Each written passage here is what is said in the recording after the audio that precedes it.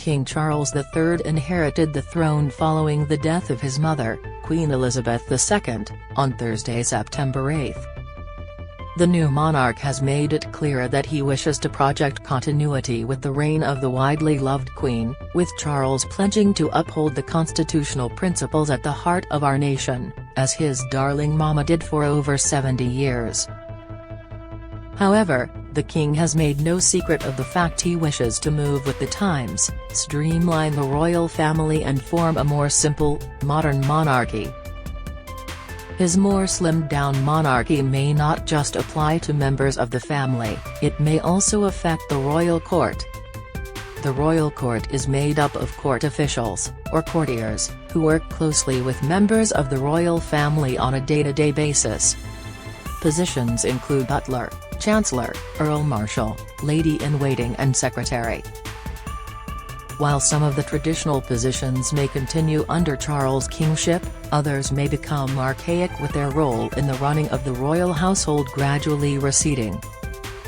Marlene Koenig, an expert who has researched the royal family for over 40 years, suggested the new king may leave some roles vacant. In response to a question about whether Charles' smaller monarchy will affect staff, she tweeted, "I expect that some of the traditional positions will not be filled." Just in, Prince Charles responds hilariously to fan asking him to go for a beer in Birmingham. King Charles III could leave archaic roles vacant as he strives for a modern monarchy. Image, Getty Images. Charles and Camilla became king and queen following the death of Queen Elizabeth II. Image, Getty Images. Am I done? Charles III overcome with emotion in behind-the-scene clip after speech. King Charles Ives' mask dropped within seconds of concluding the recording of his first speech as sovereign, as the full emotion he has been grappling with in recent days became visible on his face. Read more here. It came after Ms. Koenig questioned whether Queen Camilla and Kate, Princess of Wales, Duchess of Cambridge and Cornwall will have ladies-in-waiting. Traditionally, a lady-in-waiting is a woman who attends female members of the royal family. The senior lady of a queen's household is the mistress of the robes, who is responsible for arranging all the duties of the ladies-in-waiting, as well as occasionally being in attendance herself.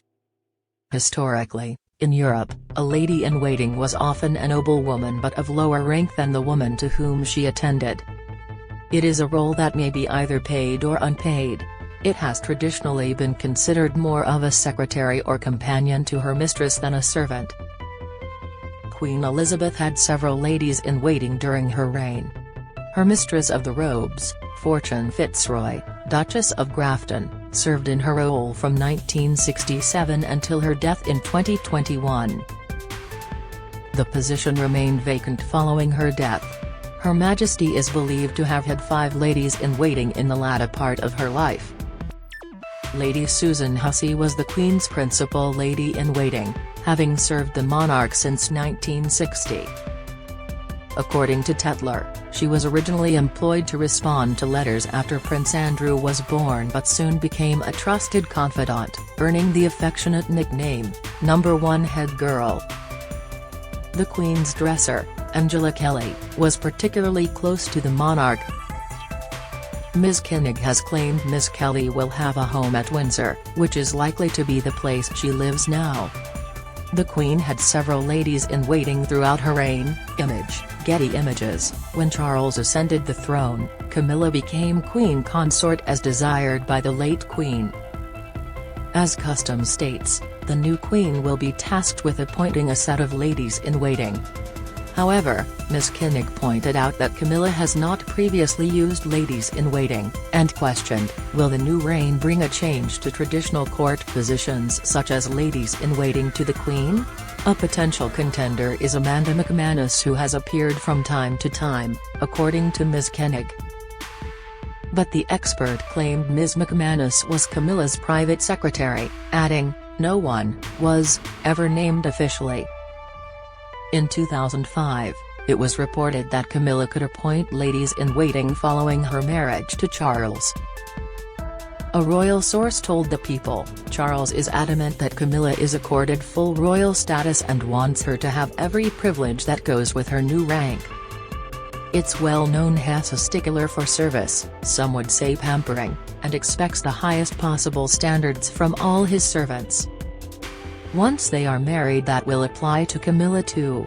Amanda McManus, L., was one of Camilla's most trusted aides. Image, Getty Images, trending. That means at least 3 ladies-in-waiting to attend official functions with her, and Camilla is already sounding out some of her closest friends.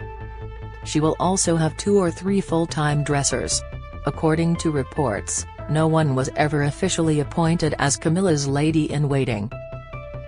Instead, Ms. McManus, Joy Cam and Katie Golding were made assistant private secretaries, tasked with the management of Camilla's diaries and engagements. When Ms. McManus took a step back from her role in 2021, a royal insider told the Daily Mail that she may come back as a lady-in-waiting.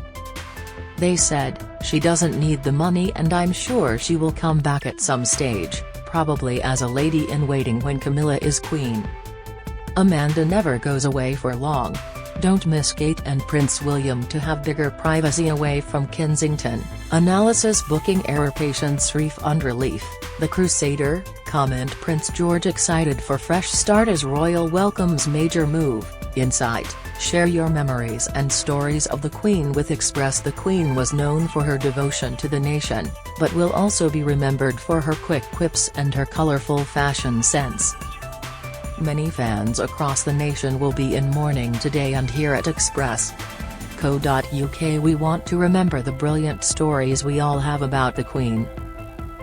Click here to share your memories and condolences. Camilla's private secretaries are part of a larger group of staff who work alongside the King and Queen. Charles' team of advisors played a crucial role in this transitional period for the new monarch, with a large group of them joining the King as he travelled to Edinburgh earlier this week.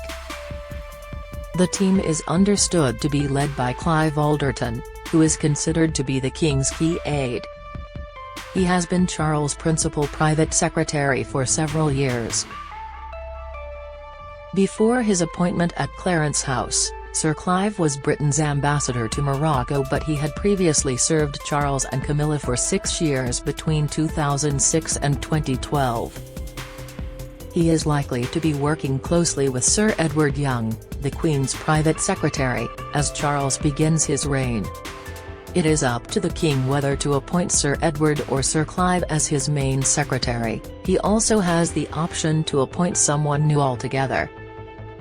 Charles has also been spotted with Major Johnny Thompson, who worked for the late Queen for many years. He is from the Royal Regiment of Scotland and he has long been a steady presence for the royal family. As one of King Charles' equerries, Major Johnny is partly responsible for the detailed planning and execution of the royals' daily programmes. In a period of many major events, Major Johnny will ensure the diaries are readjusted and kept running like clockwork, particularly as the royal court goes into mourning. Charles' team is led by Clive Alderton, his principal secretary. Image, Getty Images. He is expected to move much of his Clarence House team into the Buckingham Palace offices, led by Sir Clive.